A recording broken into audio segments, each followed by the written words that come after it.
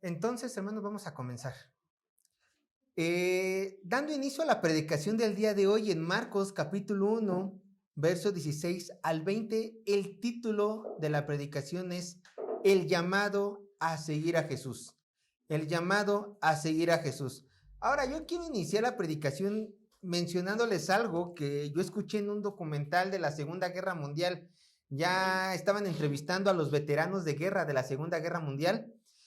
Y ellos decían que en aquel entonces, cuando el ejército de Estados Unidos les estaba llamando a los más jóvenes de la nación a participar en la guerra, ellos comentaban que era como un llamado que ellos tenían a involucrarse a pelear por algo más grande que ellos, a pelear en la Segunda Guerra Mundial, sí, a eliminar a los nazis, claro, pero era más sobre un ideal de participar en algo más grande. Ellos decían, si mi país me llamaba, si mi país me necesitaba, yo tenía que reaccionar ese llamado, yo tenía que ir tras ese llamado. Y de hecho, estas personas ya mayores en este documental decían que entre los jóvenes, si algún amigo o algún conocido joven no quería estar en la Segunda Guerra Mundial, no quería enlistarse en el ejército, decían que todos comentaban, tiene algo mal de la cabeza.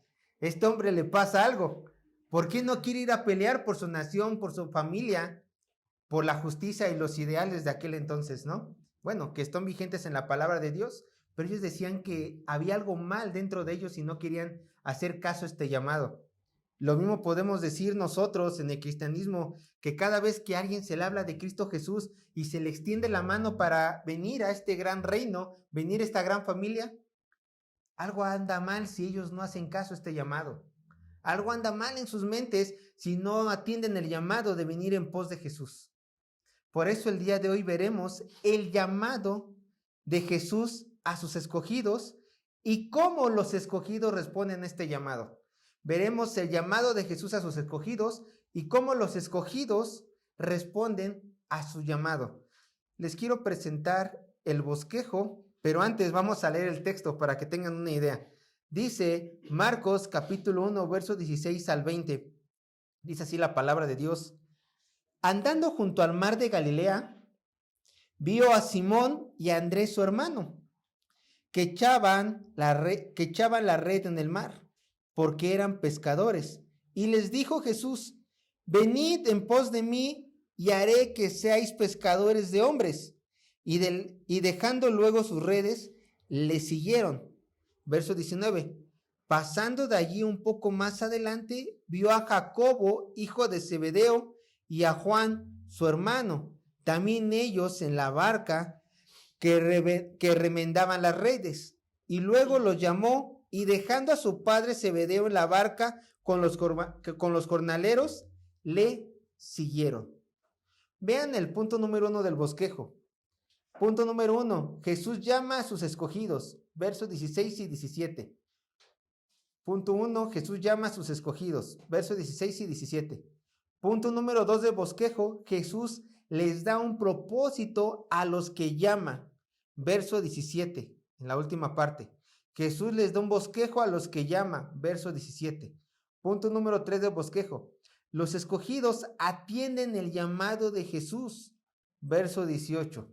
Los escogidos atienden el llamado de Jesús, verso 18. Y punto número 4 del bosquejo, los escogidos dejan todo por el llamado de Jesús, versos 19 y 20. Punto número 4 del bosquejo, los escogidos dejan todo por el llamado de Jesús, versos 19 y 20.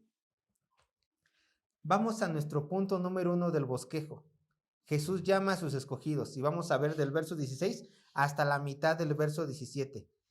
¿Qué es lo que vimos anteriormente nosotros en las otras predicaciones? Bueno, nosotros vimos que Juan el Bautista había sido encarcelado. había sido encarcelado y esto da inicio al ministerio público de nuestro Señor Jesucristo en la región norte de Palestina, conocida como la región de Galilea. Tanto así, había tanto inconverso, había tanto no judío, tanto gentil, que era conocida como Galilea de los gentiles. Así que nuestro Señor Jesucristo ya inicia su ministerio en la región norte de Galilea, predicando la misma predicación que predicaba Juan el Bautista. Arrepiéntanse porque el reino de los cielos ya se ha acercado. Vayan, hagan la paz con el Todopoderoso y disfruten de este reino. ¿Quién predicaba? El Mesías. El Mesías era el que estaba predicando. Ahora, les quiero presentar en estos versículos algo muy interesante que es planteado en varios evangelios, que es el llamado de los primeros 4 apóstoles. El llamado de los primeros 4 apóstoles. Vamos a encontrar el llamado de las 4 personas más cercanas del Señor Jesucristo. Y 3 de estas 4 personas formaban el círculo más íntimo de nuestro Señor Jesús. Tanto así que 3 de estas 4 personas pudieron ver la transfiguración y pudieron ver ciertos milagros que el resto de los apóstoles no vieron. Pero por lo general, estas 4 personas eran las más allegadas a nuestro Señor Jesucristo. Así que vamos a ver su llamado, vamos a ver cómo se volvieron discípulos del Señor. Vayan al verso 16, Marcos capítulo 1, verso 16. Dice así la palabra de Dios. Andando junto al mar de Galilea, vio a Simón y a Andrés su hermano, que echaban la red en el mar, porque eran pescadores. Nos vamos a detener en la primera parte, andando junto al mar de Galilea. El mar de Galilea, hermanos, realmente no era un mar. Si ustedes ven en los mapas de atrás de sus Biblias, algunos de ellos tienen mapas, ahí dice Palestina en tiempos de Jesús, van a encontrar un gran lago. Bueno, ese es el mar de Galilea, un gran lago que tenía alrededor de 22 kilómetros de largo y 13 kilómetros de ancho. Y en tiempo de Jesús este llamado Mar de Galilea, también se le conocía como el Mar de Tiberias. El Mar de Tiberias. ¿Por qué? Porque en la parte occidente del lago estaba la ciudad de Tiberias, la cual fue fundada por Herodes Antipas en el año 18 después de Cristo. Bueno, ahí se concentraba una gran cantidad de gente que estaba a favor del helenismo, o sea, a favor de la cultura griega. Entonces este mar también lo vamos a encontrar como el Mar de Tiberias. Pero el Mar de Galilea, que es el Mar de Tiberias, era rico en peces, era muy rico en peces. Entonces, la actividad económica que más favorecía en aquel entonces alrededor del Mar de Galilea era la actividad pesquera. La gente se dedicaba, a los que vivían cerca de esa área, pues simplemente a pescar peces y después venderlos. ¿Por qué? Bueno, era algo muy lucrativo porque déjenme decirles que parte de la canasta básica del pueblo judío de aquel entonces y de la región de Palestina era precisamente comer peces de la región del Mar de Galilea. Entonces, por así decirlo, era una actividad económica muy próspera en aquel entonces. Y encontraremos que no solamente Simón, Andrés, Juan y Jacob, su hermano, eran pescadores, sino realmente muchas personas eran pescadores en esa región. Había muchísimas personas que se beneficiaban de esta actividad económica. Bueno, ya entendimos un poco que Jesucristo estaba caminando en la orilla del Mar de Galilea. Imagínense puertos, imagínense balsas, imagínense gente trabajando en la pesca. Ahí está Jesús caminando por allí. Sin duda, a lo mejor después de una predicación, porque recuerden, él estaba predicando el evangelio del reino de Dios. Sigue el verso 16 diciendo, vean lo que dice, andando junto al mar de Galilea, vio, ¿quién vio? Jesús. Jesús vio a Simón y a Andrés. ¿Quién? Su hermano. Nos vamos a detener allí. Y por primera vez, hermanos, en el evangelio de Marcos, se nos presentan a 2 de los apóstoles de nuestro Señor Jesucristo. Obviamente, en este momento histórico en el cual nosotros estamos leyendo, todavía no habían sido llamados a ser apóstoles. Simplemente eran 2 pescadores que estaban ahí trabajando. En un futuro sabemos que ellos iban a predicar el evangelio de Cristo por mandato de Dios, pero simplemente en estos momentos eran 2 pescadores que estaban pescando. Y como ya vimos que en el mar de Galilea era la actividad económica preeminente, pues es normal que estos hombres se hayan dedicado a pescar. Los encontró trabajando. Jesús caminando a las orillas del mar de Galilea y entonces vio a quienes, a Simón y a Andrés, su hermano. Y nace la pregunta, bueno, ¿quiénes son estos dos hombres? ¿Quiénes son estas dos personas que vio nuestro Señor? Vamos a ir hablando un poco de ellos rápidamente. Primeramente, Simón. El primer hombre que se menciona en esta lista es Simón, que también lo conocemos como Pedro. Bueno, Pedro tenía dos nombres, Simón y Pedro. Entonces, Simón, Pedro, prácticamente eran sus dos nombres. Entonces, este Simón es apropiado que lo coloquemos a principio de todas las listas que se mencionan a todos los discípulos. ¿Por qué? Porque así me lo mencionan los evangelios. Cada vez que tú colocas, o bueno, en el griego colocabas a una persona en primer lugar en una lista, quiere decir que esta persona tenía preeminencia, era una persona importante, una persona que, por así decirlo, era el líder o tenía una cabeza, estaba por cabeza de la lista de las personas que estaban allí. Entonces, Pedro se podría considerar era el líder de los posteriormente llamados apóstoles de nuestro Señor Jesucristo. Además, Pedro tenía un carácter muy sobresaliente, hermanos, muy sobresaliente, tiene una personalidad que atraía a todas las personas. ¿Por qué? Porque no solamente era considerado el líder de los apóstoles, no solamente fue considerado como el vocero de los apóstoles, sino dado su personalidad tan impulsiva, tan entrona, cuando los apóstoles tenían una duda de algo del Señor Jesucristo, ¿a quién mandaban? Pedro pregunta. O cuando los apóstoles querían saber algo, Pedro, queremos saber esto. Entonces Pedro movía a alguien como a Juan para que preguntara algo. Pero también, dado su carácter, Pedro era muy confianzudo con nuestro Señor Jesús. Tanto así que en una ocasión cuando nuestro Señor Jesús les dijo a sus apóstoles, ya es momento de que yo muera, por así decirlo, Pedro se acerca a él y le dice, Jesús, ¿podemos hablar un segundo? Sí, lo agarra en un rincón y le dice, no pienses eso, que tú te vas a ir de nosotros. Y fue cuando nuestro Señor Jesús le dijo, no estás hablando, tú estás hablando Satanás. O sea, era muy confianzudo, era una persona que tenía una personalidad que sobresalía muchísimo, pero también era una persona con muchos defectos, como por ejemplo, uno de sus defectos, ¿qué fue? Haber negado a nuestro Señor Jesucristo 3 veces antes de ser crucificado. Pero a pesar de estos defectos que también la palabra de Dios los deja muy marcados, tenemos que reconocer que Jesús le encargó a Pedro a sus ovejas. Esto lo encontramos en el último capítulo del Evangelio de Juan. También fue Pedro quien predicó en Pentecostés y gracias a su predicación, por cierto, lleno del Espíritu Santo, se convirtieron miles de personas al reino de Dios. Y también fue Pedro quien se volvió un hombre fundamental para la iglesia de Jerusalén. Vayan conmigo para que vean el estatus de Pedro. Vayan conmigo a Gálatas capítulo 2, verso 9. Gálatas capítulo 2, verso 9.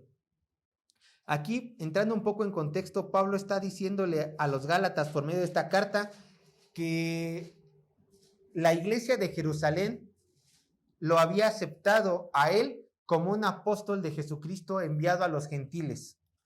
Pero él menciona a estas 3 personas. Escuchen. Y reconociendo la gracia que me había sido dada, o sea, su apostolado, Jacobo. Este Jacobo no es el hermano de Juan, este Jacobo es el hermano del Señor Jesús. Jacobo, Cefas, que es Pedro, y Juan, el apóstol, que eran considerados como columnas. Tú quieres una columna para que te sostenga algo. Ellos eran estas 3 personas, Jacobo, el hermano de Jesús, Cefas, que es Pedro, y Juan, el apóstol, el amado, eran considerados columnas en la iglesia de Jerusalén.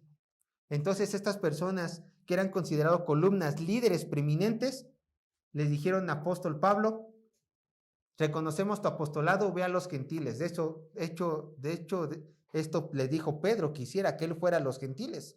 Entonces, la luz que emanaba Pedro en su personalidad era muy intensa.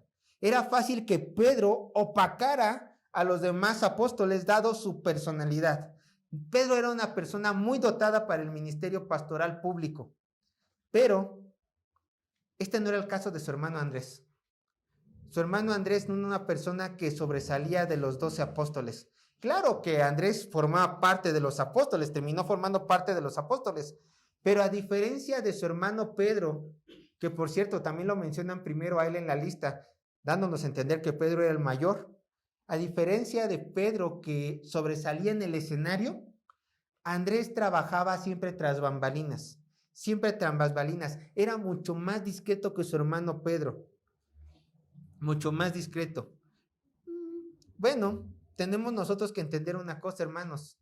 Dentro del reino de Dios, cada persona tiene diferentes dones para hacer avanzar el reino. Cada persona es totalmente diferente. Mientras que Pedro se dedicaba a ser el visto, a ser el que se equivocaba, a predicar a miles, Andrés encontramos en la Biblia que era, como ya lo dije, más discreto y no trabajaba en millares, sino que él se dedicaba a compartir en el evangelio personalmente, persona a persona. Su ministerio era más chico. Por cierto, déjenme decirles que no le preguntaban a Pedro, cada vez que una persona quería conocer a Jesucristo, quería acercarse a nuestro Señor Jesús, no iban con Pedro para decirle, Pedro, esta persona quiere conocerlo. ¿Saben a quién se dirigían? Andrés. Andrés, quieren conocer a Jesús. Vayan conmigo a Juan capítulo 12, verso 20-22. Juan capítulo 12, verso 20-22. Vean el ministerio importante que tenía Andrés de acercar a las personas a nuestro Señor Jesucristo, siempre en individual. Vean, Juan capítulo 12, verso 20-22. Dice así la palabra de Dios. Había ciertos griegos entre los que había subido a adorar en la fiesta. Estos pues se acercaron a Felipe, que era de Betsaida de Galilea, y le rogaron diciendo, Señor, quisiéramos ver a Jesús. Aquí lo dicen Señor con respeto, Estas personas griegas se refieren a Felipe el apóstol. Señor, con respeto, quisiéramos ver a Jesús. ¿Qué hace Felipe? ¿Va con Pedro? No. Felipe fue y se lo dijo ¿a quién? A Andrés. Entonces Andrés y Felipe se lo dijeron a Jesús. Felipe, Andrés, ¿crees que esté bien que los acerquemos estas personas a Jesús? Sí, creo que está bien. Vamos con Jesús para decirle. ¿Se dan cuenta? Tenía un ministerio importante, acercar a las personas, ser el filtro para acercar a las personas con Jesús. Además, no solamente se quedaba en siendo un filtro.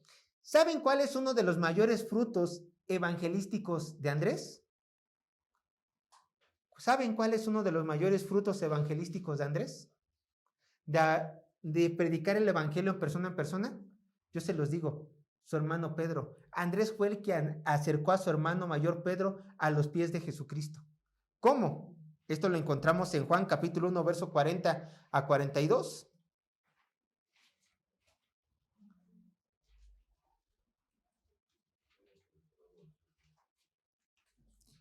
Juan capítulo 1, verso 40-42. Por cierto, Andrés y Juan, el amado, el apóstol, fueron discípulos de Juan el Bautista.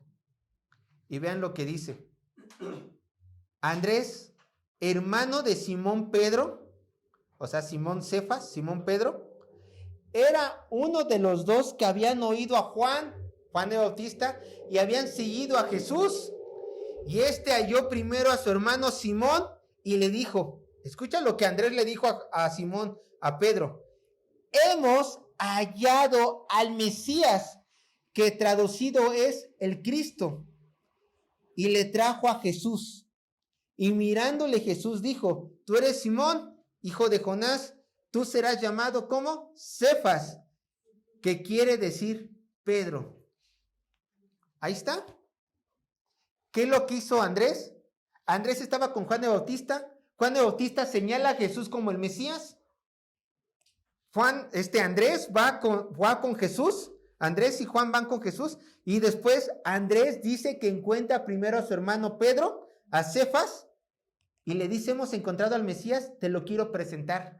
Y va y acerca a su hermano Pedro a Jesús. Entonces, en algún sentido, los frutos de Pedro son los frutos de Andrés. Los miles que evangelizó Pedro son los miles que evangelizó Andrés, porque si Andrés no hubiera acercado a Pedro a Jesús, ninguna de esas evangelizaciones hubieran sido hechas.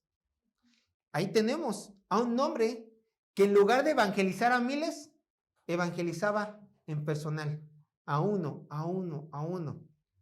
Hermano, los dones de cada persona son diferentes en el Señor. No tenemos que envidiar nada a nadie. Cada quien Dios nos ha dado los dones que nos corresponden para hacer su tarea. Ahora, no solamente unía a Pedro y a Andrés su sangre, no solamente unía a Pedro y a Andrés tu profesión de pescadores, sino que lo que también unía a Pedro y a Andrés era el llamado que tenían de Jesús. Vamos al verso 17, Marcos capítulo 1, verso 17. Dice así la palabra de Dios. Marcos capítulo 1, verso 17. Marcos 1, 17, dice así la palabra de Dios. Y les dijo Jesús, venid en pos de mí. Detengámonos ahí. Y les dijo Jesús, venid en pos de mí. Ahora, miren la escena en la cual se dicen estas palabras. Tenemos que en el mar de Galilea había dos hermanos que estaban trabajando, entretenidos en su oficio, quizás pensando lo bien o lo mal que les habían ido en la pesca, quizás platicando entre ellos. Y de repente, mientras ellos se encuentran trabajando en su red, escuchan una voz detrás de ellos, ya conocida, ya familiar, porque recuerden, habían conocido antes, de acuerdo con Juan 1, ellos habían conocido a Jesús en Judea. Esto ocurrió después en Galilea. Entonces, ya habían conocido esta voz y de repente escuchan la voz, venid en pos de mí. No les llama por sus nombres. Simplemente están trabajando y escuchan la voz, venid en pos de mí. Ellos voltean, identifican que esa voz provenía de Jesús, el carpintero, o también traducido, el artesano de manos. Muy probablemente Jesús no solamente era carpintero, sino también se dedicaba a ser albañil, al artesano de manos, trabajar con las manos. Entonces, voltean y ven a Jesús y recuerdan en su mente lo mismo que Juan de Bautista le dijo a Juan y a Andrés, este es el Cordero de Dios que quita el pecado del mundo. Obviamente el que iba a traer la salvación a Israel. Y yo quiero que meditemos en este asunto, hermanos. Recordemos que en el mar de Galilea había muchos pescadores. Muchos pescadores. Esta era una actividad económica muy grande. Había muchas personas en esa región. Había muchas personas a las cuales Jesús les pudo haber hablado mientras caminaba a la orilla del mar de Galilea. Pero dense en cuenta que solamente el Rey de Reyes y Señor de Señores le habló únicamente de los miles pescadores que podían estar allí, le habló solamente a dos, a Simón, Pedro y Andrés su hermano. A ningún otro le habló. Ahora, ¿por qué ocurrió esto? ¿Por qué Jesús solo le dijo a Simón y a Andrés que le siguieran? ¿Por qué Jesús no invitó a otras personas a que fueran en pos de él? Y la respuesta a esta pregunta la encontramos en la doctrina de la elección incondicional. La elección incondicional. La doctrina, hermanos, de la elección incondicional nos enseña que Dios llama a su presencia a ciertas personas que desde antes de la fundación del mundo han sido, escuchen, predestinadas por Dios mismo para formar parte de su reino, sin importar sus pecados, su origen, etnia, ni mucho menos su pasado antes de conocer a Jesús. Eso es lo que nos enseña la doctrina de la elección incondicional. Y con esto en mente, hermanos, es fácil, muy fácil entender por qué Dios llamó a Pedro y a Andrés y no llamó a otros pescadores más que a ellos. No es porque ellos lo habían conocido desde Judea, es porque simplemente a Jesús, al Dios Todopoderoso, le plació elegirlos a ellos y no elegir a otros miles. Pero había miles. Jesús pudo elegir por lo menos a 3 más. En estos momentos, ¿a quién solamente llamó? A 2. Sus ojos no estaban puestos en esos miles. Sus ojos estaban puestos de Dios en 2 personas, Simón y Andrés, nada más. Y el Señor le dijo a ellos, vengan en pos de mí, solamente a ellos. Vean que hay versículos que avalan esta idea, esta postura, esta enseñanza bíblica de que Dios escoge a sus predestinados desde antes de la fundación del mundo. Vayan conmigo. Romanos 8, 29 al 30.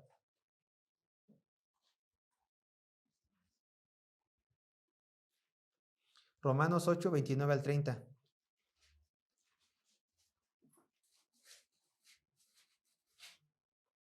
Vean lo que dicen las escrituras. Romanos 8, 29 al 30.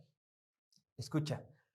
Porque a los que antes conoció, también los predestinó para que fuesen hechos conforme a la imagen de su Hijo, para que Él sea el primogénito entre muchos hermanos. Verso 30. Y a los que predestinó, a estos también, ¿qué? Llamó. Y a los que llamó, a estos también justificó. Y a los que justificó, a estos también, ¿qué? Glorificó. Dios, escúchame, Dios salva a las personas que Él ha predestinado que sean salvas desde antes de la fundación del mundo. Ni uno más, ni uno menos. Entonces, ¿estás diciendo, Sergio, que Dios me atrajo a Él? ¿Dios fue el que me llamó? Claro. Juan capítulo 6, verso 44. Juan 6, 44.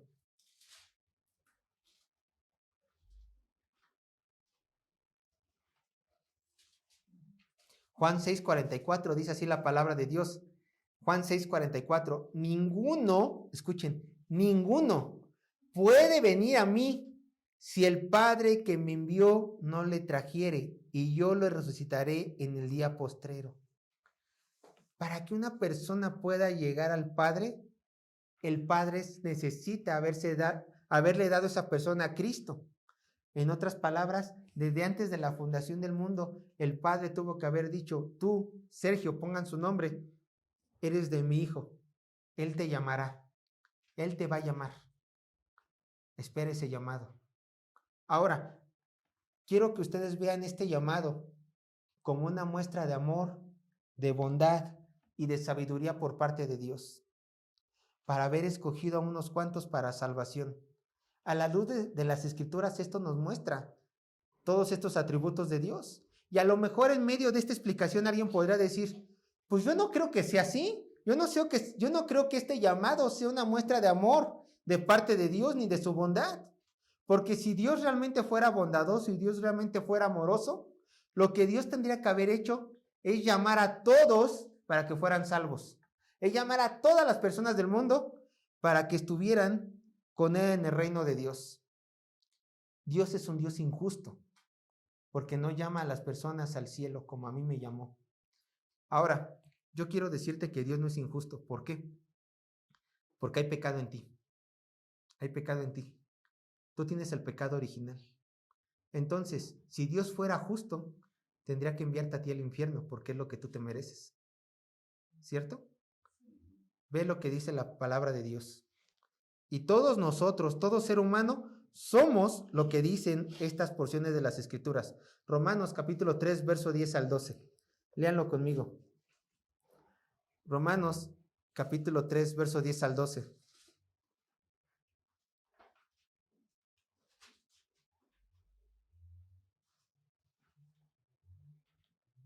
Romanos 3, 10 al 12 dice: no hay justo ni aun uno, no hay quien entienda, no hay quien busque a Dios, todos se desviaron, a unas se hicieron inútiles, no hay quien haga lo bueno, no hay ni siquiera uno. Romanos 3, 23, primera parte, Romanos 3, 23. Romanos 3, 23. Por cuanto todos pecaron y están destituidos de la gloria de Dios. Y yo le leo el siguiente, Romanos 6, 23.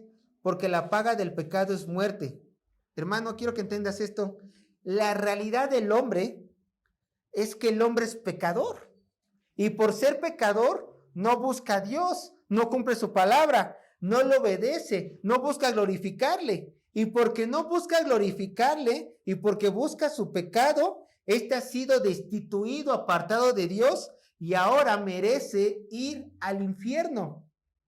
¿Quieres justicia de Dios?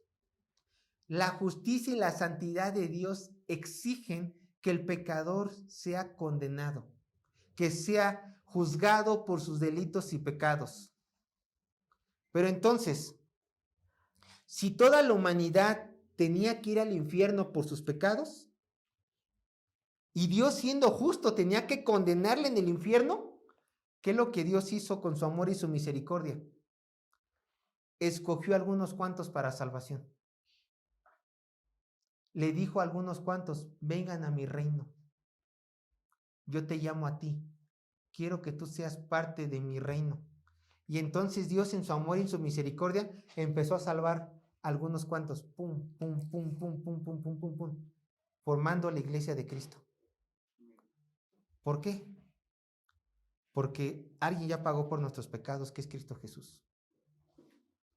Cristo no pagó por los pecados de todos. Cristo pagó por los pecados de sus escogidos, hermanos. Ahora, tú te preguntarás, ¿qué hace que yo merezca tal dulce privilegio? ¿Qué hice yo para que desde antes de la fundación del mundo yo haya sido predestinado a ser hijo de Dios? Escúchame, tú no hiciste nada, absolutamente nada. El que hizo toda la obra fue Dios. Lo único que tú hiciste fue poner tu pecado, que era muchísimo. Nada más. Dios se encargó de todo. Dios se encargó de predestinarte. Dios te encargó de llamarte.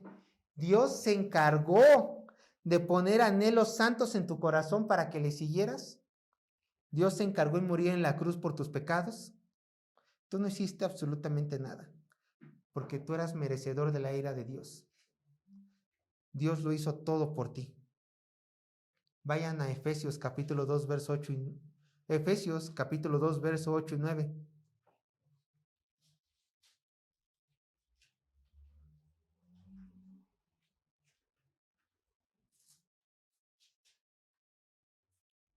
Vean lo que dice Efesios 2, 8 y 9. Este es un verso que no lo sabemos de memoria, ¿no? Lo tocamos mucho en la iglesia. Porque por gracia sois salvos por medio de la fe. Y esto no de vosotros, pues es don de Dios, no por obras, para que nadie se gloríe. Tú no hiciste nada y Dios no espera que hicieras nada porque tú estabas muerto en tus delitos y pecados. Simplemente Dios te dijo, te escojo a ti, te llamaré a ti en un punto de tu vida. Nada más, fue lo único que hizo Dios. Ahora, tengo que decirles una cosa, iglesia. Hay muchos cristianos que no aceptan esta doctrina de la elección incondicional de Dios, porque dicen, ¿cómo es posible que Dios, no me cabe en mi mente la idea de cómo es que Dios escoge a unos para salvación y deja a otros para perdición? No me cabe esto en la idea, no me cabe. Ahora, para estas personas que son duras de mente y carentes de humildad para aceptar lo revelado en la palabra de Dios, simplemente léanle este pasaje de las Escrituras y que Dios sea mismo el que los confronte. Romanos capítulo 9, verso 14 al 24. Hermanos, mientras ustedes buscan Romanos capítulo 9, verso 14 al 24, tengo que decirles algo. Ustedes, ni yo, ni nadie, estamos llamados a entender todo lo que está en la palabra de Dios. Tú estás llamado simplemente a aceptar lo que en este santo libro dice. Aceptar todo lo que este santo libro dice. Entonces, si algo no concuerda con tu pensamiento, el que está mal eres tú. Porque la palabra de Dios es santa, es pura, es perfecta. Vean este pasaje clave en donde vemos que Dios se defiende a sí mismo con respecto a él, que tiene el derecho de decirles a unos, yo te salvo, y a otros decirles, simplemente no te voy a salvar, porque así yo lo predestiné. Romanos capítulo 9, verso 14 al 24. Quizás me vaya deteniendo, así que poco a poco. Vean lo que dice Romanos capítulo 9, verso 14 a 24. ¿Qué pues diremos? ¿Que hay injusticia en Dios? Detengámonos ahí. Esto es lo que mucha gente piensa cuando escucha la doctrina de la elección. Hay injusticia en Dios, pero Pablo está adelantándose esta pregunta y dice, ¿qué diremos? ¿Que hay injusticia en Dios? ¿Que el Dios santo, perfecto, puro, limpio, que hay injusticia en él? Continuamos. ¿Cómo que les contesta Pablo? En ninguna manera. Verso 15, escucha. Pues a Moisés dice, eso es importante, tendré misericordia del que yo tenga misericordia, y me compadeceré del que yo me compadezca. Así que no depende del que quiere ni del que corre, sino de Dios que tiene misericordia. Porque la Escritura dice a Faraón: para esto mismo te he levantado, para mostrar en ti mi poder y para que mi nombre sea anunciado por toda la tierra. De manera que de quien quiere tiene misericordia, y al quien quiere endurecer, endurece. A ver, Israel, está ocupando Pablo el ejemplo de Israel. Si Dios le plació mostrar misericordia al pueblo de Israel para salvarlo y formarlo su pueblo, y Dios no le plació mostrarle su misericordia al pueblo de Egipto, a Faraón, tanto así que decía que endurecía su corazón, Dios es el que endurecía su corazón para que más plagas vinieran a él y para que el poder de Dios fuera exaltado con cada plaga que Moisés contraatacara en el poder de Dios. Dice Pablo, ¿a ti qué? ¿Acaso él no es Dios para decir a quién quiere darle su favor y a quién no? Esto es lo que no entienden muchos carismáticos, especialmente aquellas personas que dicen: proclamo, arrebato, quiero, exijo a Dios. ¿Quién eres tú? ¿Quién eres tú para exigirle algo a Dios? ¿Quién eres tú? No eres nadie. No eres nadie para exigirle nada, absolutamente nada a Dios. Estos pensamientos son de gente que quieren colocarse arriba del Señor, de mi Señor, de su Señor. El Señor tiene misericordia de que quiera tener misericordia, tanto en salvación como en favor. Sigamos leyendo. Aquí Pablo se está adelantando a una contestación que esta persona a lo mejor le puede hacer. Verso 19. Pero me dirás, ¿por qué pues sin culpa? ¿Por qué? ¿Quién ha resucitado a su voluntad? ¿Por qué? ¿Quién ha resistido a su voluntad? Más antes, oh hombre, ¿quién eres tú para que alterques con Dios? A ver, detengámonos allí. Aquí Pablo está diciendo, si Dios es el que llama salvación al que Él quiere, entonces, ¿quién es Él para juzgar? Si permite que esta persona siga en sus delitos y pecados, y a esta la salva, dándole santidad en su vida y haciendo que odie el pecado, entonces, ¿por qué juzga a este si permitió que siguiera su mal camino? ¿Sabe lo que le contesta Pablo? Le empieza a decir, ¿quién eres tú, hombre, para meterte en los planes de Dios? Mas antes, hombre, ¿quién eres tú para que alterques con Dios? Diré el vaso de barro al que lo formó, ¿por qué me has hecho así? ¿O no tiene potestad el alfarero sobre el barro para hacer de la misma masa un vaso para honra y otro para deshonra? ¿Y qué si Dios, queriendo mostrar su ira y hacer notorio su poder, soportó con mucha paciencia los vasos de ira preparados para destrucción y para hacer notorias las riquezas de su gloria? Las mostró para con los vasos de misericordia que Él preparó de antemano para gloria, a los cuales también ha llamado, esto es, a nosotros, no solo los judíos, sino también de los gentiles. Ahí nos detenemos. Aquí lo que Pablo está diciendo es, Dios siendo el alfarero, Él es digno de decir, a ti te he preparado para destrucción y a ti te he preparado para salvación. Él es digno. Ahora tú te puedes encasillar en esta idea y no espero que hagas esto. Tú puedes encasillarte en esta idea tonta en decir, ¿por qué a mí Dios me salvó y no salvó a mi vecino? No salvó a mi hermano que quiero mucho. No ha salvado a mi padre que amo o mi madre que amo de todo corazón. No ha salvado a mi cónyuge. ¿Por qué Dios? Hermanos, si tú piensas así, con todo corazón, yo te tengo que decir que no alterques con Dios. En lugar de que preguntes, ¿por qué a mí Dios me ha salvado y no al resto de mi familia, al resto de mis amigos, o es más, ¿por qué no al resto del mundo? Esto te tiene que llevar a humildad y tienes que decir, Señor, gracias, porque entre los millones del mundo, Tú me has escogido a mí. ¿Y eso qué te hace a ti, hermano? Especial. Especial. ¿Por qué tú sí? ¿Por qué el resto no? Porque Dios te amó. Porque Dios te amó.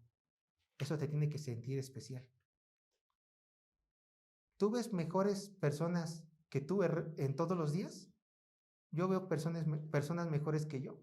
Personas que a lo mejor se van a África, dan sus vidas a los africanos y quieren hacer escuelas, quieren hacer hospitales, donan todo lo que tienen para irse a las selvas. Hay personas 1000 veces mejor que yo, que Sergio. Pero Dios no ve en las personas lo que pueden hacer o lo que pueden llegar a hacer, sino que simplemente Él ha decidido amar a Sergio, y eso a mí me hace muy feliz. Y eso te tiene que hacer a ti muy feliz.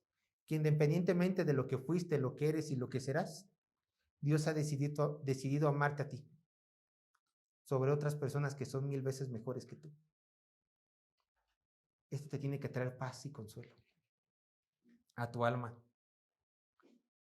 Ahora, yo quiero hablarte del propósito con el que has sido llamado. ¿Con qué propósito he sido yo llamado? Verso 17. Vean lo que dice la palabra de Dios en la segunda parte del verso 17. Y les dijo Jesús: venid en pos de mí y haré que seáis pescadores de hombres.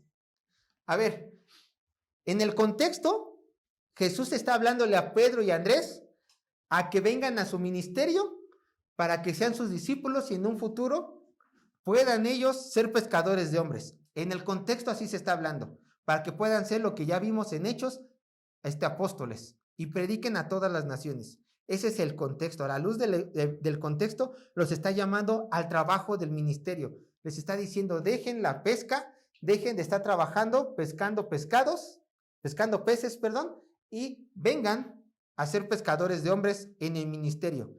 Pero la realidad es que no todos aquí estamos llamados a trabajar en el ministerio pastoral, ¿cierto? Hay muchas mujeres aquí y los hombres que están aquí quizá no tengan el llamado. Aquí en esta iglesia en este momento solamente vemos 2 pastores. Entonces, una aplicación más general que podemos hacer en este verso es que Dios, cuando te llama a ti a ir a su reino, cuando Dios te llama a ti a que pertenezcas a esta gran familia celestial, te manda a que trabajes en su obra, a que te vuelvas pescador, a que trabajes para Él. Ahora, quiero hablarles de las 2 maneras en las cuales puedes trabajar en el Señor. Primero, en la gran comisión, literalmente igual que los apóstoles.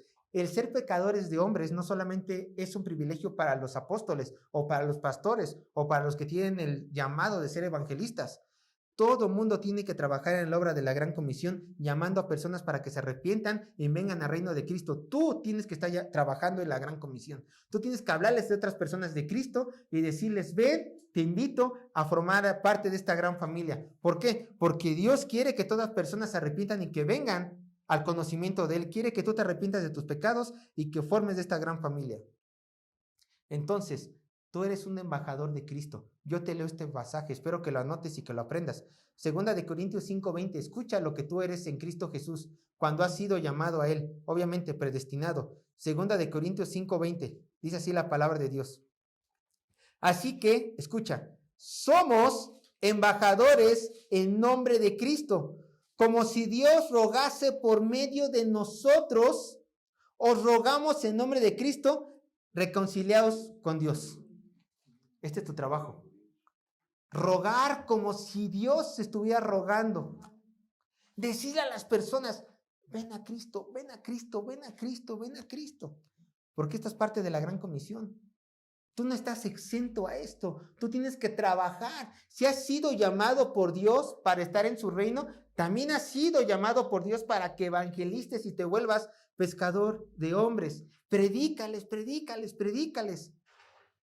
Diles que hay forma de reconciliarse con Dios. Y Dios aprueba esto. ¿Por qué? Porque hay bendición. Yo lo leo, Proverbios 11:30. Vea, el fruto del justo es árbol de vida, y el que gana almas es sabio. Daniel 12:3. Daniel 12:3. Los entendidos resplandecerán como el resplandor del firmamento, y los que enseñan la justicia a la multitud, como las estrellas a perpetua eternidad. Dios te ve con buenos ojos cuando tú evangelizas. Dios quiere que enseñes la justicia del evangelio a las multitudes. Quiere que tú resplandezcas como una estrella. Quiere que tú te vuelvas sabio al ganar las almas en Él. Esta es la primera tarea que tienes como evangelista, como pescador de hombres. Ahora, también cuando has sido llamados, tenemos que reconocer algo. No todos son llamados a ser evangelistas. Escucha, entiende esta diferencia. Tú has sido llamado a ser pescador de hombres. Tú has sido llamado a compartir el evangelio a todas las naciones, sí. Pero la realidad es que no todas las personas pueden hacerlo a tiempo completo. La realidad es que a muchas personas les cuesta más trabajo salir a la calle que a otras. Entonces, ¿qué pasa cuando ves que no es tu don? Sí, tienes que hacerlo, es una ordenanza. Pero ¿qué pasa cuando tú notas que te cuesta y no es tu don constante? Tienes que trabajar en otra área. ¿Cómo? Tienes que trabajar en la viña del Señor donde Él te manda. Por ejemplo, ¿quieres enseñar a los niños la palabra de Dios? Pues enseñar a los niños la palabra de Dios. ¿Quieres ir a los reclusorios a predicar la palabra de Dios? Pues prepárate y ve a los reclusorios a predicar la palabra de Dios. ¿Quieres ir a los enfermos, a hospitales, para compartir las buenas nuevas? Que lejos de una enfermedad física les espera el reino de los cielos y se arrepienten. Pues ve a ellos. ¿Qué te lo impide?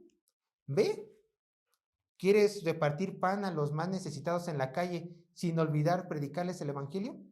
Pues hazlo. Hazlo. No importa en qué trabajes, con que trabajes en la obra de Dios, tienes que hacerlo. Es parte de tu llamado, trabajar en la obra de Dios. Trabajar en la obra de Dios. Primera de Corintios 15:58 dice, así que, hermanos míos amados, estar firmes y constantes, creciendo en la obra del Señor siempre, sabiendo que vuestro trabajo en el Señor no es en vano. Tienes que estar trabajando, siempre, en todo momento, en la obra del Señor. Ahora, yo te puedo hacer una pregunta. ¿Cómo yo sé que he sido llamado?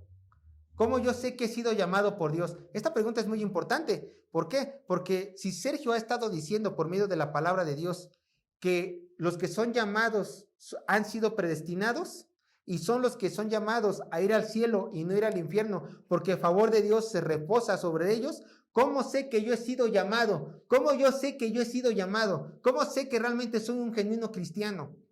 Y no alguien que viene aquí por aplacar su conciencia porque tiene muchos problemas o porque ya se le hizo un club social, el cual no es esta iglesia un club social, ¿eh? ¿Cómo sé que he sido llamado? Yo te voy a dar la respuesta y está en el verso 18. Marcos capítulo 1, verso 18. Marcos capítulo 1, verso 18. ¿Ya está? Ve la respuesta. Aquí te darás cuenta cómo eres llamado. Y dejando luego sus redes, ¿qué? Le siguen, le siguieron. ¿Tú eres llamado por Cristo Jesús? ¿Tú sabes que has sido llamado por Cristo Jesús? Porque has decidido seguir ese Cristo. Así de fácil. No hay gran ciencia. No hay un conocimiento secreto que es imposible alcanzar, ¿no? La escritura es simple. ¿Tú sabes que has sido llamado por Cristo para pertenecer a su reino, trabajar en su obra? Porque tú, al igual que Pedro y Andrés, dejaste todo y le seguiste. Así de simple. Así de simple. Oye, Sergio, pero es que yo no he dejado todo por Cristo. Ah, entonces no eres parte de su reino. Entonces no eres su hijo. Entonces no eres predestinado. Entonces vas a ir al infierno. Oye, Sergio, genuinamente, cuando alguien me predicó el evangelio, yo decidí seguirlo, cueste lo que cueste. Hermano, hermana, tú eres de Dios. Tú eres de Dios. Porque has decidido seguirle. Es necesario que escuches una voz del cielo y que te diga, voy a poner este nombre, Tobías, ven a mí. Y de repente que se cierren los cielos. No es necesario. Con que hayas escuchado el mensaje del evangelio y tú hayas dicho, ese es el Dios que yo quiero seguir, y vivas a la luz de eso, tú ya eres de Él. Porque entonces el Señor te ha cambiado, te ha regenerado. Déjame decirte una cosa, hermano, hermana. Es imposible seguir a Cristo si Cristo no te ha llamado. ¿Por qué? Porque tú estabas muerto en tus delitos y pecados, ya lo vimos. Ve al panteón de acá arriba. ¿Puede un cadáver salirse de su tumba? ¿Puede un cadáver contestarte? ¿Puede un cadáver tener emociones? ¿Puede un cadáver caminar? Tú eras igual cuando estabas en tus delitos y pecados. Ni escuchabas la voz de Dios, ni reaccionabas a la santidad. Simplemente hacías lo que tu padre, el diablo, te decía.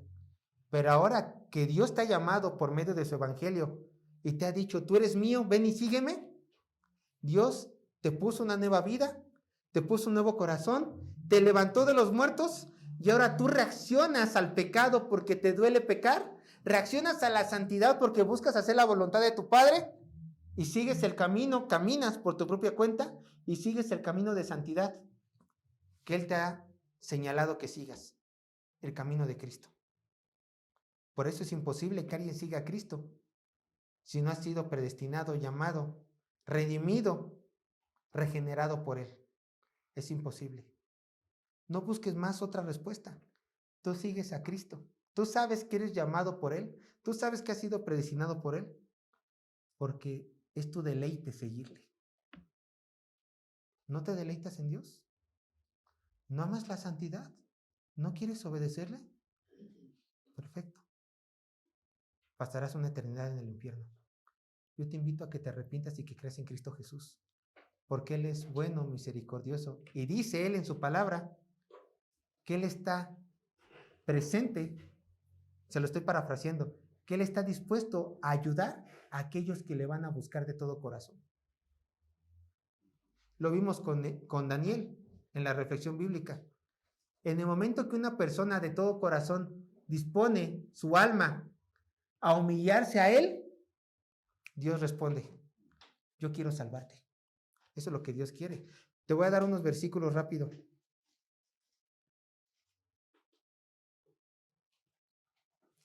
Vean cómo es el Señor el que obra en los corazones de las personas. Filipenses 2:13. Porque Dios es el que en vosotros produce así el querer como el hacer por su buena voluntad. Tu llamado, reaccionas a Dios porque Él colocó en ti el querer como el hacer. Si Él nunca hubiera colocado en ti el querer como el hacer, tú no estarías aquí. No te interesaría la Biblia. No te interesarían las cosas de Dios. Ahora, permítame unos cuantos minutos más para terminar todo los 2 versículos que me hacen falta. No tomaré mucho tiempo, pero es importante seguir con la idea.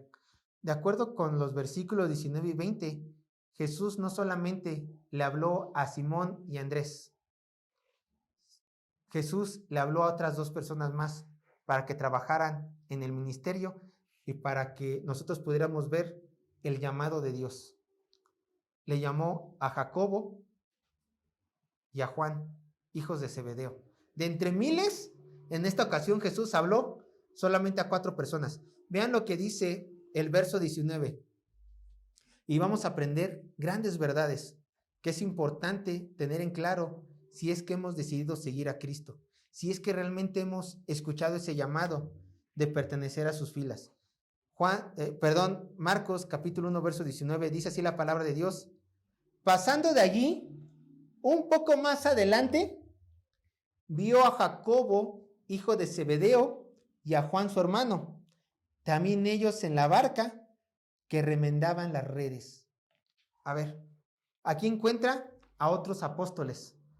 De hecho, Pedro, Jacobo y Juan formaban estas 3 personas parte del círculo más cercano del Señor. ¿Quién era Jacobo y quién era Juan? Bueno, a Jacobo también se le conoce en su nombre griego como Santiago.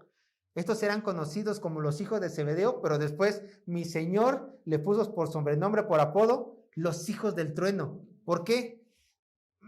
Pues tenían un carácter un tanto fuerte. Eran muy impulsivos. Si Pedro era impulsivo, pues estos 2 decían, a ver, Pedro, yo también te compito, yo también soy impulsivo. Tanto así que en una ocasión, cuando en una ciudad no recibieron al Señor Jesucristo, Jacobo y Juan, que eran hermanos, se acercaron con Jesús y dijeron, Señor, se lo voy a parafrasear, Señor, tú eres todopoderoso y tú ya nos has dado autoridad a nosotros los apóstoles. Dinos que oremos para que descienda fuego y que los castiguen y los quemen a todos. Tú nada más dinos, tú nada más queremos tu permiso. Ay, Jesús le dijo, cálmense, no, hijos del trueno, cálmense. Está bien que sean efusivos, pero tranquilos, porque yo no he venido a matarlos, yo he venido a darles una oportunidad para que se arrepientan. El momento de que aquellas personas que no me quieran aceptar, el momento de este juicio vendrá, pero mientras tanto, ténganles paciencia. O sea, eran personas duras, agresivas, eran personas que también se peleaban por la preeminencia con Pedro. Quizás Juan no tanto, porque obviamente estaba con su hermano Jacobo, ¿no? Pero nosotros en ocasiones vemos cómo Jacobo y Pedro peleaban por competir quién era el primero. También Juan, no lo culpo, también quería ser el primero, ¿no? O sea, todos los apóstoles peleaban con esto. Pero noten algo interesante y quiero que lo recalquen. Jacobo y Juan, en este verso podemos ver que eran personas con una buena posición económica. Una buena posición económica. Lo vemos en el verso 20. ¿Por qué? Porque dice que tenían jornaleros. No mencionan la posición económica de Pedro ni de Andrés. Simplemente que estaban trabajando. A lo mejor era su negocio familiar de ellos dos. Pero con Juan y con Jacobo, ellos tenían jornaleros. Y perdón, pero cuando tú tienes empleados, quiere decir que tienes para pagarle a sus empleados. No están de a gratis. Quiere decir que tu posición económica es grande para mantener a los jornaleros. Además, también su posición económica y social era muy notoria, era muy sobresaliente de estos hombres. ¿Por qué? Porque en el momento de la crucifixión del Señor, Juan, el amado, en el Evangelio de Juan, conocía al sumo sacerdote al tal grado que le permitió entrar a su casa para ver el juicio de Jesús, para estar en el patio. Perdón, pero el sumo sacerdote era una persona muy importante. Era aquí como la jueza de la Suprema Corte de Justicia. O sea, es uno de los tres poderes. Y para conocerla a tal grado, para decirle, oye, de favor quiero estar en este juicio, y que le dijeran, sí, pásate. Era una persona, su familia de Jacobo y de Juan, los hijos de Zebedeo, era una familia muy reconocida. Bueno, quiero que tengan eso en mente, de los hijos del trueno. Verso 20, para ir terminando la predicación. Y luego, ¿qué hizo? Igual que a Andrés y a Simón, luego los llamó, escuchan, y dejando a su padre Zebedeo en la barca con los jornaleros, ¿qué? Le siguieron. Le siguieron. Aquí entendemos que Dios los había escogido desde antes de la fundación del mundo también a Santiago y a Juan. ¿Por qué? Porque cuando Jesús los llamó, igual que a Andrés y a Pedro, ¿qué hicieron? Dejaron todo y lo siguieron. Ahora, es interesante ver cómo Marcos recalca todo lo que dejó Santiago y todo lo que dejó Juan. ¿Por qué? Porque ellos dejaron un trabajo, dejaron a su padre y dejaron una posición económica muy cómoda. O sea, no nos menciona que dejaron solamente Pedro y Andrés, pero Juan y Jacobo sí dejaron todo por seguir a Jesús. Y el texto es claro, que lo tuvieron que dejar todo. Cuando una persona escucha el llamado de Cristo, se arrepiente de sus pecados y decide seguirle, los que predicamos el Evangelio tenemos la responsabilidad de decirle, bien haces. Ese llamado es como un fuego que tienes en tu alma. Tú dices, ya nada me va a separar de Cristo, pero tienes que entender algo. Te va a costar absolutamente todo. Al igual que Jacobo y al igual que a Juan, Dios en algún momento de tu vida puede ser que te pida tu trabajo, puede ser que te pida tu familia, puede ser que te pida absolutamente todo lo que tengas para servirle a Él de una mejor manera. ¿Cómo si yo no quiero ser pastor? A lo mejor te dice, tu jefe te está pidiendo que robes y te da un moche y tú has sido fiel en robar, ¿no? Y a lo mejor ese moche te ayuda para solventar cosas en el trabajo, cosas en la casa. Cuando sigues a Cristo, Dios te dice, ya no vas a poder pecar, ya no vas a poder robar. Entonces cuando tu jefe te diga, roba la empresa, ¿tú qué vas a tener que hacer? No. Pero si ya lo hicimos por años, no voy a robar, porque mi Señor me dice que no. Entonces quizás tu jefe, para que tú no lo delates, porque ya no le sirves, te va a correr. Tienes de dos. O le das tu trabajo a Cristo y decides, Señor, que se haga tu voluntad. Aunque me corran, yo no voy a pecar.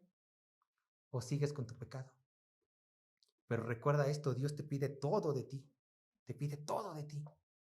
Es imposible seguir a Cristo si tú no lo dejas todo. Cuando Jacobo y Juan se levantaron de las barcas, ¿no creen que a lo mejor su papá le dijo, ¿qué hacen, hijos? Ellos contestaron, vamos a seguir al maestro. Papá, quédate con los jornaleros. Nosotros nos vamos a hacer la obra del Señor. Dios te pide todo. Dios te pide todo. Ahora, con esto te estoy diciendo que en estos momentos tú dejes a tu esposa, a tus hijos, dejes tu trabajo, dejes lo que estás haciendo, dejes tus gustos. No. Lo que te estoy diciendo es lo que está en la Biblia. Dios te va a pedir que lo ames más a Él que cualquier otra cosa o persona en este mundo. Eso es dejarlo todo por Cristo. Que cuando llegue el momento de decidir, tú decidas seguir a Cristo. Eso es lo que te está pidiendo el Señor. Vean lo que dice, acompáñenme allí. Juan capítulo 2, verso 15. Sean pacientes, vamos a terminar esta idea. No vamos a tardar mucho. Primera de Juan capítulo 2, verso 15.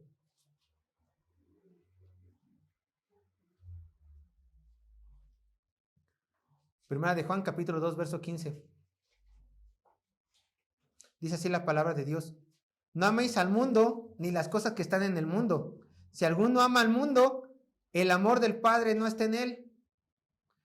Si tú realmente has decidido seguir a Cristo, puedes irte olvidando de todos los placeres malvados, pecaminosos que este mundo te puede ofrecer.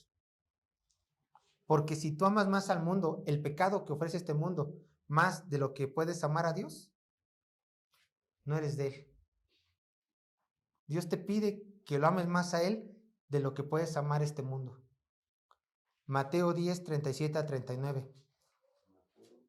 Mateo 10, 37 a 39.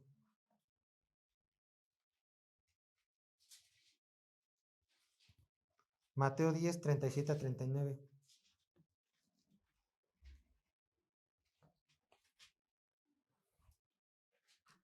Mateo 10, 37 a 39. Dice así la palabra de Dios. El que ama a padre o a madre más que a mí, no es digno de mí. El que ama a hijo o hija más que a mí, no es digno de mí. Y el que no toma su cruz y sigue en pos de mí, no es digno de mí. El que haya su vida, la perderá. Y el que pierda su vida, por causa de mí, la hallará. Muchas ocasiones, ¿no ustedes prefieren a familiares antes que a Cristo? Un ejemplo. Saben que su hijo está pecando. Y ustedes aman más a sus hijos, permitiéndoles que sigan esta línea de pecado, en lugar de amar más a Dios y reprenderlo correctamente. No, en ocasiones aman más a sus padres y a sus madres, que toda su familia ya sabe que el domingo es santo al Señor. Y les dicen, te voy a dejar de hablar si no vienes a esta fiesta el domingo. Y ustedes aman más a su padre y a su madre y prefieren ir a esa fiesta antes de hacer la voluntad de Dios. ¿Pero qué dice? El que ama a padre o a madre más que a mí no es digno de mí. Dios claramente dice, Sergio, escucha bien esto, pongan su nombre. Yo te he llamado a ti y tú has reaccionado a mi llamado. Pero antes de que sigas adelante tengo que decirte esto. Si tú decides seguirme, tienes que amarme más a mí que cualquier otra persona. Te va a costar absolutamente todo. Piénsalo, considéralo. Te estoy dando la oportunidad de ser llamado coheredero del reino de los cielos, pero no te voy a mentir, te va a costar todo, absolutamente todo. Piénsalo, medítalo. Lucas 14:33.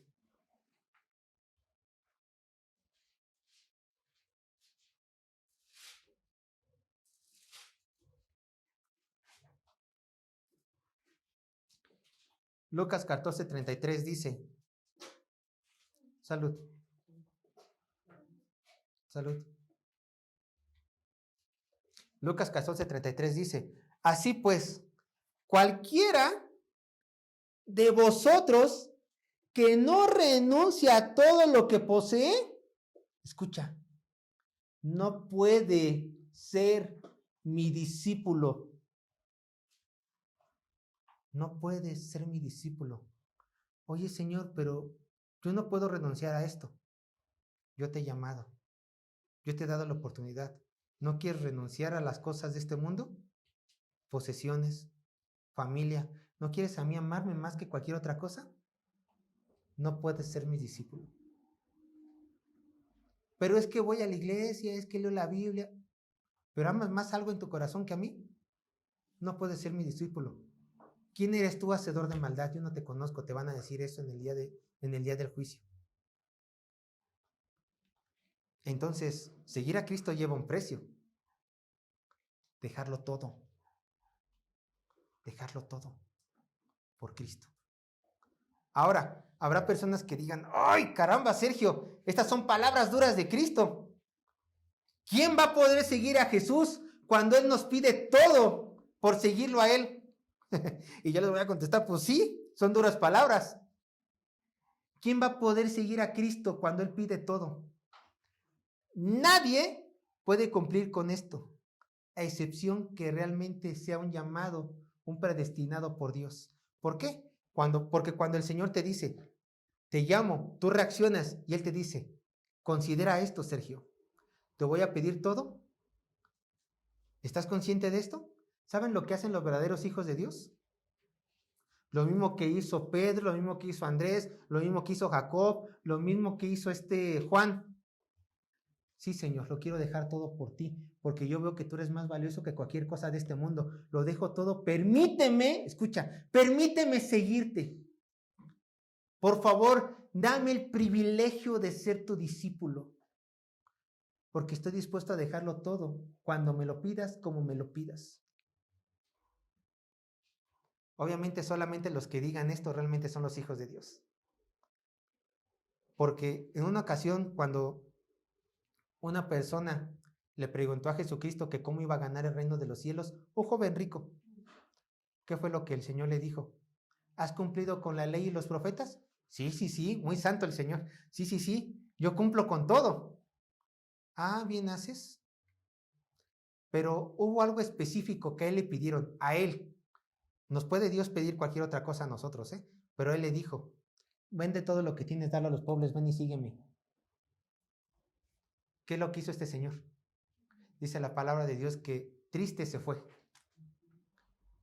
¿Por qué? Porque él no había sido llamado, no había sido predestinado. Él no amaba a Jesús más que a sus riquezas.